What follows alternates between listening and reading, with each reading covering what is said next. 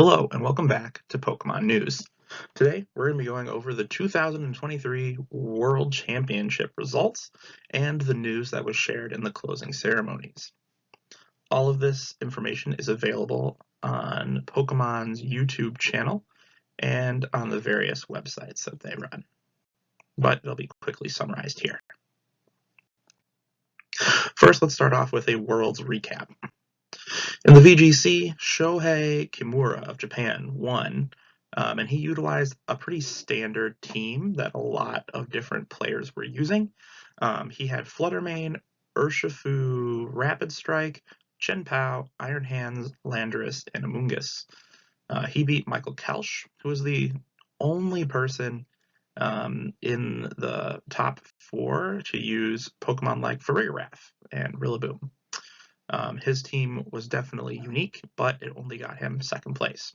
Congratulations, Shohei. In the TCG, the Masters winner was Vance Kelly, and he utilized a Mew VMAX deck, which is really popular right now. However, it should be rotated out in the next rotation. So live it up while you can, Vance. The runner-up was Torque Reklev, and he used a Gardevoir EX and Zacian V-Deck, another popular deck archetype. The Pokemon Go Championships was won by It's Aizen, and he utilized Noctowl, Shadow Alolan Sandslash, Sableye, Lantern, Medicham, and Shadow Swampert. He defeated Rubik's Master, and he used Registeel, Defense Form Deoxys, Shadow Quagsire, Altaria, Umbreon, and Azumarill. And finally, in Team Unite, Team Luminosity won again after winning the first championships last year. Congratulations to you, Team Luminosity. Let's move on to the news revealed at Worlds. First of all, they announced that every single previous starter Pokemon is going to be available in the Scarlet and Violet DLC. So if there's a starter Pokemon that you particularly love that was not included in the Scarlet and Violet base game, don't worry, they're coming. So by the end of the year, all of your favorite starters will be in the game. They did indicate that this will be part of the second part of the DLC.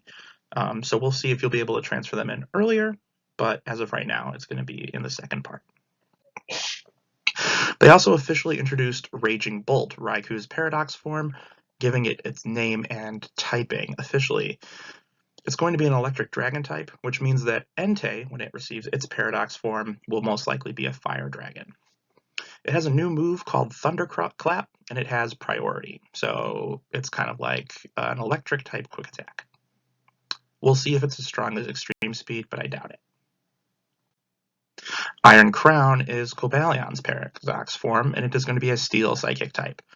This shows that probably Terracion's Paradox will be a Rock Psychic type. Iron Crown's new move is called Tachyon Cutter, and it hits twice, like Double Kick does. In the video, they showed off it KOing a Mimikyu, indicating it's a Steel-type move. So it was able to hit through Mimikyu's disguise and then KO it in the next hit of the attack. They also introduced 2 new moves that were not given to Paradox Pokemon. The first is Psychic Noise, which is a move that deals damage to the opponent, but then also prevents healing. So in the video, they used it on this Dondozo, and then Dondozo couldn't use Rest afterwards because it could no longer heal itself. Gardevoir was shown to know it, but probably going to have other Psychic Pokemon that know it as well. The other new move they introduced is called Upper Hand.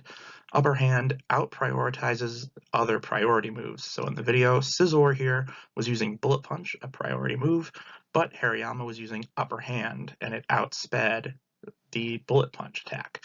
So that means it's a move capable of outspeeding priority moves, such as Extreme Speed, Quick Attack, Bullet Punch, Mach Punch. All those moves can be beaten by Upper Hand. It also causes flinching. Hariyama was shown to have it, but this seems to be a fighting type move, so it's possible that many other fighting Pokemon will have the ability to use Upper Hand as well.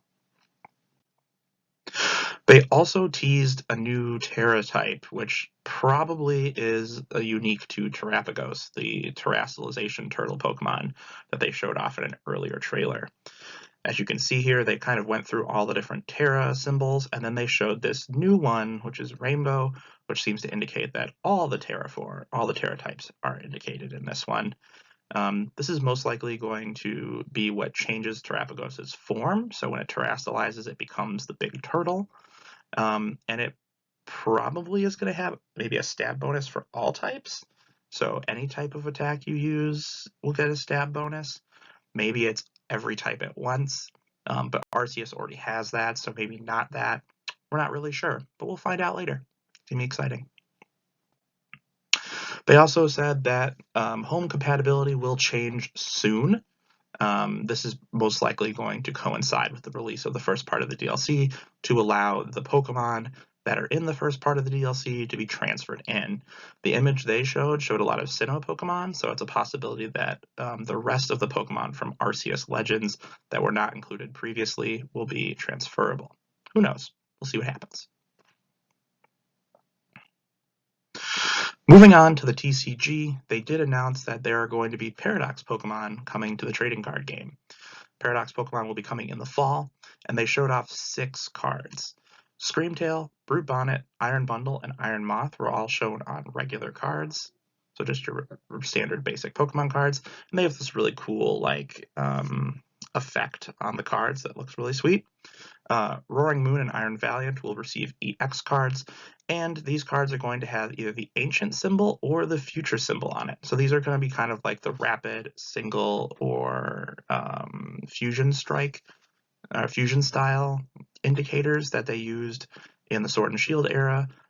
Similar idea here with ancient and future. So that's cool. Something neat coming soon to the Pokemon trading card game. They also announced that next year, Ace Spec will return.